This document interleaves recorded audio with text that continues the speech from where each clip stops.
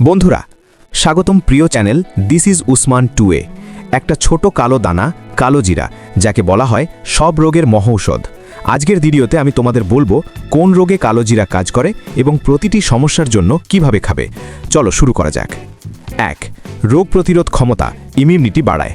কালো জিরা শরীরের রোগ প্রতিরোধ ক্ষমতা অনেক শক্তিশালী করে। খাওয়ার নিয়ম ও সময়: সকালে খালি পেটে 1 চা চামচ কালো জিরা 1 চা চামচ মধুর সাথে মিশিয়ে খেতে পারো। হালকা গরম পানির সাথে খেলে দ্রুত কাজ করে। সপ্তাহে 5 থেকে 6 দিন খেলে ভালো ফল পাওয়া যায়। 1 থেকে 2 মাস নিয়মিত খেলে ইমিউনিটি অনেক বেড়ে যায়। 2. ডায়াবেটিস নিয়ন্ত্রণে সাহায্য করে। নিয়মিত কালোজিরা খেলে রক্তের শর্করা নিয়ন্ত্রণে থাকে। খাওয়ার নিয়ম ও সময়: সকালে খালি পেটে অর্ধ চা চামচ, রাতে ঘুমানোর আগে অর্ধ চা চামচ। গুঁড়া করে পানির সাথে খাওয়া ভালো। প্রতিদিন একই সময় খাওয়ার চেষ্টা করো। অন্তত 8-10 সপ্তাহ চালিয়ে যাও। 3. উচ্চ রক্তচাপ কমাতে সহায়ক। কালোজিরা ব্লাড প্রেশার নিয়ন্ত্রণে রাখতে সাহায্য করে।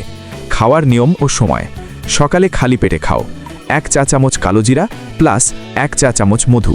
হালকা গরম পানির সাথে খাও। বিকেলে একবার আবার নিতে পারো। নিয়মিত খেলে ধীরে ধীরে প্রেশার কমে। 4. হজম শক্তি বাড়ায় ডাইজেশন প্রবলেম। গ্যাস, অম্বল, বদহজম এসব সমস্যায় খুব ভালো কাজ করে। খাওয়ার নিয়ম ও সময়: খাবারের পর অর্ধ চা চামচ, ভেজে গুঁড়া করে খাওয়া ভালো। লবণ বা মধুর সাথে খেতে পারো। দিনে 2 বার খেলে ভালো ফল পাওয়া যায়। 2-3 সপ্তাহেই উন্নতি দেখা যায়। 5. ঠান্ডা, কাশি ও অ্যালার্জি। কালোজিরা শ্বাসকষ্ট, সর্দি, কাশিতে দারুণ কাজ করে।